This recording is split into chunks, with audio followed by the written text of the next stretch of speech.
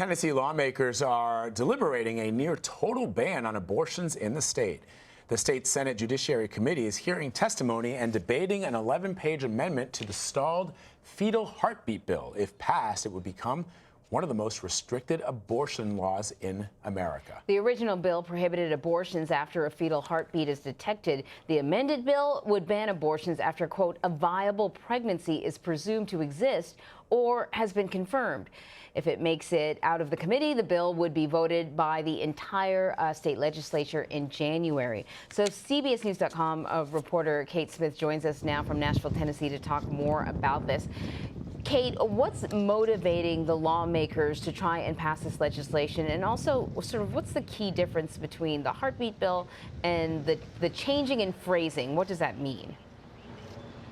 So two of those questions are actually really related, because what's going on right now is the impetus and the urgency to pass this bill is the ideology shift that you've seen on the Supreme Court. Of course, with the appointment of Brett Kavanaugh, there is an opening to potentially reconsider Roe v. Wade, Planned Parenthood v. Casey, all of these landmark Supreme Court cases that have, really made abortion legal and accessible in this country. Now, what they're trying to do here is they're trying to create the best bill that can, go to the Supreme Court and really challenge some of the key findings of those decisions. So what they're doing today, and why this isn't a fetal heartbeat bill, is because they're looking to completely ban access to the procedure, because they believe that a fetal heartbeat is just another arbitrary cutoff for abortion. So by completely outlawing it, that would provide the most solid, sound argument to effectively dismantling Roe v. Wade and those other precedents that we see protecting access in the Supreme Court.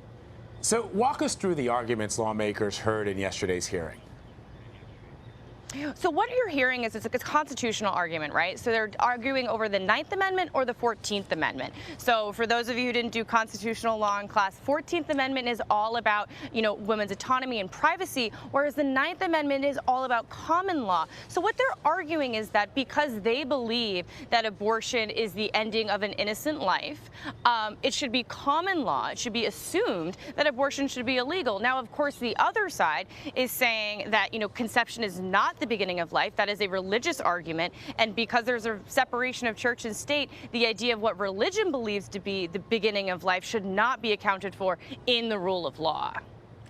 So we know that you spoke to one of the only vocal opponents of this bill. She's a Senator Katrina Robinson. I want to play a little bit of what she had to say. There are some people in Tennessee that fully support it, and you'll see that downstairs. But there are a lot of people that understand the issues that come with this bill. There are women that need access to health care, need access to prenatal care, and this bill will actually limit those issues. Also, we have people who can't take care of their kids. We live in Tennessee that refuses to expand Medicaid. We don't have health care for our children. We've taken away child insurance programs. How can we support our kids? And we're telling the public that we're pro-life, but we're really just pro-birth. Interesting. So how likely is it that lawmakers will accept this proposed bill? It's very likely. I mean, the only reason why the fetal heartbeat bill didn't get passed earlier this session was because they didn't think it went far enough. And so you're hearing lawmakers, they're all very in support of this bill. What you saw earlier was a little bit of a splintering between the Conservative Party over whether or not to have the fetal the fetal heartbeat ban or to have a total ban. But it really looks like they've come back united about what they're looking to do, looking for that total abortion ban. And again, their sights aren't on Tennessee, and they're not on, banning abortion in Tennessee. It's really a national play here, which is, why this testimony today is so critical. When we read the phrasing, I mean, are they essentially saying that if you, went to, the CVS and got one of those early pregnancy tests and it came out positive, and that would be reason enough for you not to get an abortion? Like, that's how early they're talking? That's exactly it, actually. And they've actually referenced those drugstore pregnancy tests in testimony today and yesterday. So the idea is that, those pregnancy tests are testing for hormones that exist within a woman's body if she's pregnant.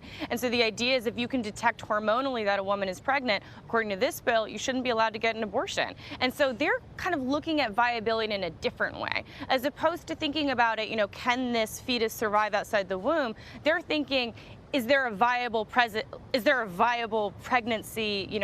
detectable? It's completely different. They should, you might as well just outright ban abortions. Like, why not just say it? Because the truth, because you're not going to pursue an abortion if you don't have a positive test. Do you know what I mean? So it's like all the other abortions are available except for the ones where there's a positive test. It's kind of like, I know I sound sort of like I'm jumbling my words. But it makes sense. Yeah. And I think, something that we just need to point out, as we do when we talk to you about your reporting, Kate, is the folks that are going to be impacted by this new legislation. I mean, not only those individuals who are making that choice, as you point out, Anne-Marie, but also it feels oftentimes, Kate, that these laws disproportionately affect minorities and people with low incomes. That's exactly right, Vlad. That's such an important point when we're talking about these abortion bans. Prior to Roe v. Wade, you talk to women and it was always, rich white women were always able to get an abortion regardless of where they live. You can hop on a plane and fly to Manhattan. And the same is going to happen in Tennessee. And, one thing that Senator Robinson brought up that I thought was, so important to bring up in the scope of this debate is that Tennessee has not chosen to expand Medicaid. They've not chosen to provide children's insurance. There are bills floating around this Senate that talk about the idea of who can go into the foster care system and whether or not you're allowed to let your foster kid be LGBTQ. So, they are not necessarily, thinking about the viability of children and what's best for the children in Tennessee. This is really, a legal argument about, just for the Supreme Court. And I guess I should clarify as I was sort of going through it. I suppose somebody could have a positive pregnancy test and then later on find out that the pregnancy is no longer going to be viable. And I guess that would be sort of the small window in where an abortion would be legal should this bill pass. Right. But once again, you got to have the health care coverage to do all those additional tests to determine whether or not, you have a viable pregnancy or not. Kate, you've been on this sort of crisscrossing the country, covering all of this stuff. We really appreciate your reporting. Thank you. Thank you.